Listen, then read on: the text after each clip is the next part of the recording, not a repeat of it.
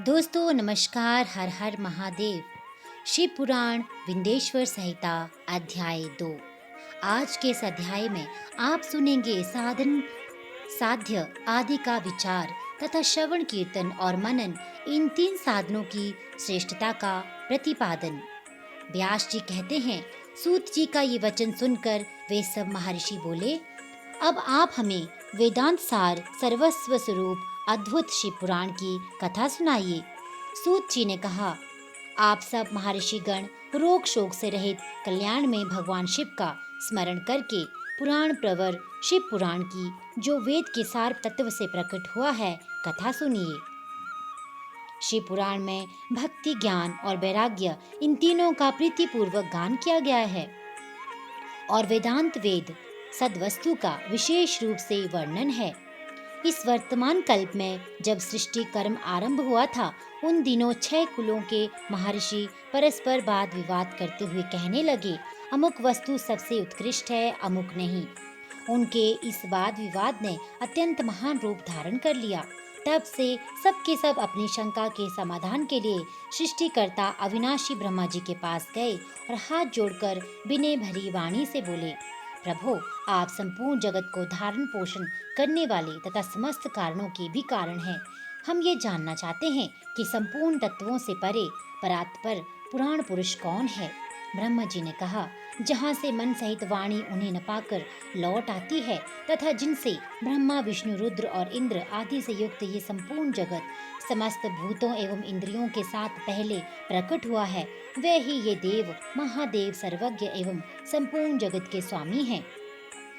ये ही सबसे उत्कृष्ट हैं। भक्ति से ही इनका साक्षात्कार होता है, दूसरे किसी उपाय से कहीं इनका दर्शन नहीं होता।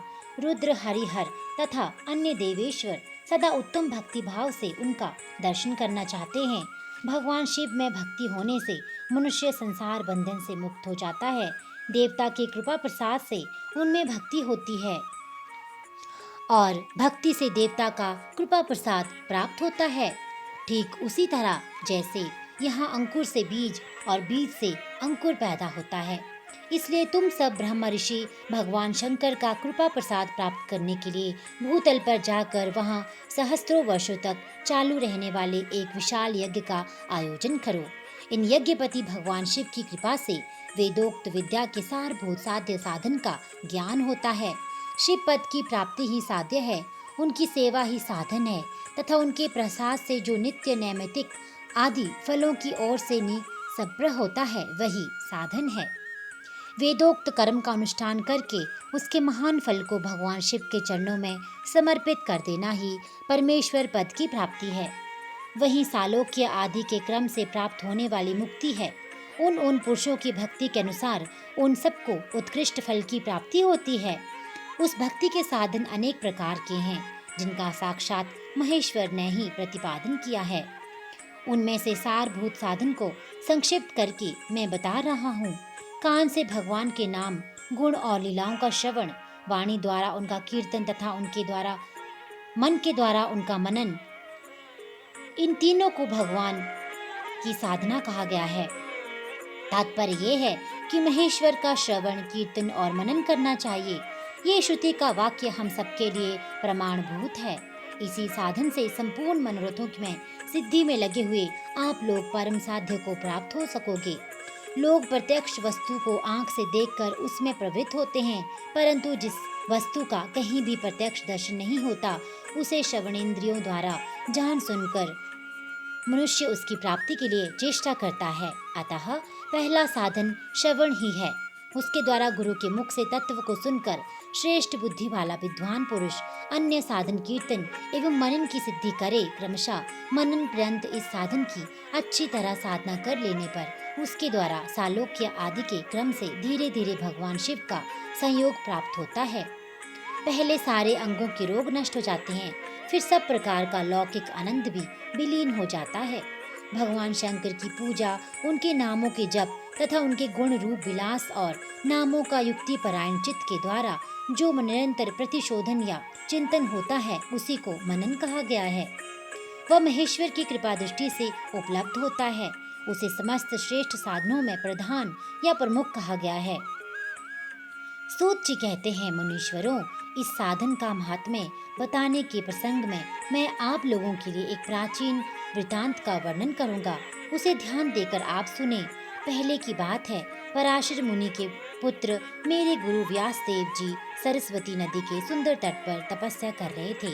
एक दिन सूर्य तुल्य तेजस्वी विमान से यात्रा करते हुए भगवान सनत कुमार अकस्मात वहां आ पहुंचे। उन्होंने मेरे गुरु को वहां देखा। वे ध्यान में मगन थे। उससे जागने पर उन्होंने ब्रह्मपुत्र सनत कुमार को अपने सामने उपस्थित देखा। देखकर वे बड़े बेग से उठे और उनके चरणों में प्रणाम करके मुनि ने उन्हें अर्घ्य दिया और देवताओं के बैठने योग्य आसन भी अर्पित किया। तब प्रसन्न हुए भगवान सनत कुमार विनीत भाव से खड़े हुए व्यास जी से गंभीर वाणी में बोले, मुने, तुम सत्य वस्तु का चिंतन करो। वह सत्य पदार्थ भगवान शिव ही हैं, जो तुम्हें साक्षात्कार के विषय होंगे।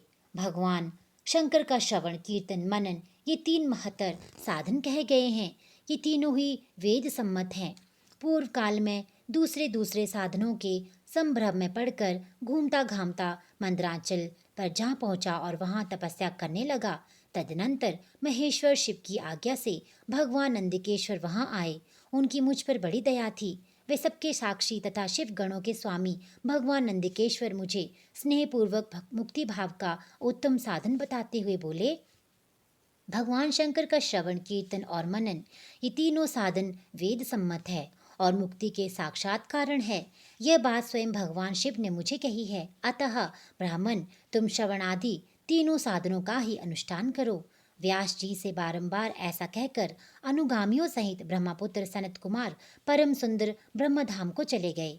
इस प्रकार पूर्व काल के इस उत्तम वृतांत का मैंने संक्षेप में वर्णन किया है। ऋषि बोले, सूत जी, श्रवण आदि 3 साधकों को आपने मुक्ति का उपाय बताया है, किंतु जो श्रवण आदि तीनों साधनों में असमर्थ हो, वह मनुष्य किस उपाय का अवलंबन करके मुक्त हो सकता है? इस साधनभूत कर्म के द्वारा बिना यत्न के ही मोक्ष मिल सकता है। तो दोस्तों, ये था विंदेश्वर संहिता का अध्याय 2। अध्याय 3 और 4 सुनने के लिए इस चैनल के साथ जुड़े रहिए। वीडियो को लाइक, सब्सक्राइब और शेयर करना बिल्कुल ना भूलिएगा। साथ ही बेल आइकन को भी दबा दें ताकि अगली आने वाली वीडियो की नोटिफिकेशन आपको मिल जाए। हर हर महादेव। आपका दिन शुभ।